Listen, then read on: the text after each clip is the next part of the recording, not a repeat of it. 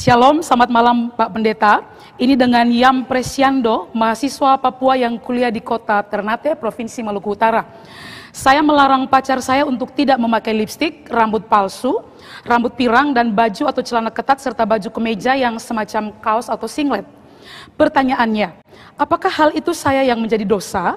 Atau memang orang Kristen harus berpenampilan sopan di hadapan banyak orang agar tidak membuat dosa bagi orang lain? Mohon penjelasannya. Ya, memang orang Kristen harus berpenampilan sopan, terutama perempuan.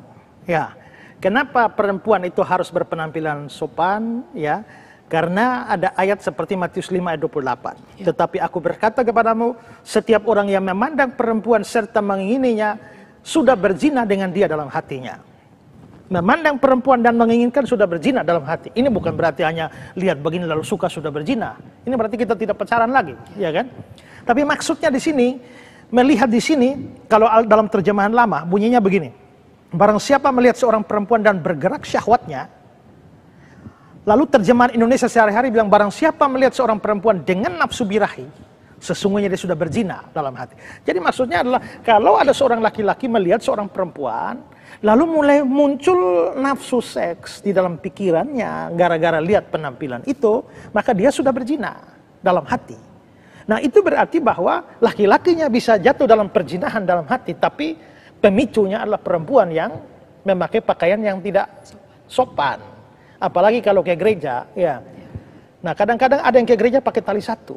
Saya kira juga kurang bijak. Ya, kan? Karena bayangkan tali satu, kalau satu putus tidak ada cadangan, ya kan?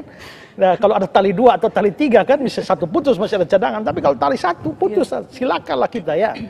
Nah, juga itu menjadi batu sandungan bagi orang lain. Pada saat saudara tampil di gereja ya atau di umum dengan terutama di gereja, itu akan menjadi batu sandungan bagi orang lain. Jadi untuk ibu-ibu ya, untuk cewek-cewek ya, nona-nona, adik nona, itu pakai pakaianlah yang baik supaya tidak jadi batu sandungan. Tapi kalau saudara bilang saudara melarang pakai lipstik, menurut saya saudara keterlaluan. Ya, apakah saudara pengen lah pacarmu itu pucat terus ya?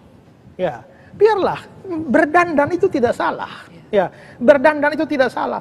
Pakai bedak juga tidak salah, pakai lipstik juga tidak salah. Saya saja kalau mau syuting pakai bedak, dikasih lipstik kadang-kadang, ya supaya penampilan lebih baik. Apalagi orang perempuan, dia perlu dandan. Kalau dia mau pakai ya rambut pirang yang tidak apa-apalah, sepanjang Alkitab tidak salahkan, jangan salahkan. Ya, nah jadi kalau menurut saya soal hal-hal seperti itu, lipstik atau rambut pirang, kalau dia pakai kaos, kemeja, itu sama sekali tidak salah. Ya, bahkan kalau dia mau pakai yang saudara bilang singlet, kalau sepanjang dia di rumah ya tidak ada masalah. Yang penting jangan di umum. Karena itu ya laranglah yang perlu dilarang, tapi kalau tidak menyalahi ya pacar tidak usah larang dia. Biarkan supaya dia juga bisa berpenampilan yang baik. Ya.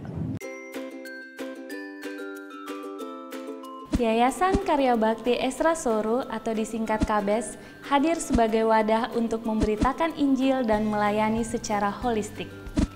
Yayasan ini didirikan oleh Pendeta Esra Alfred Soru di Kota Kupang, Nusa Tenggara Timur dan bergerak di bidang sosial dan keagamaan.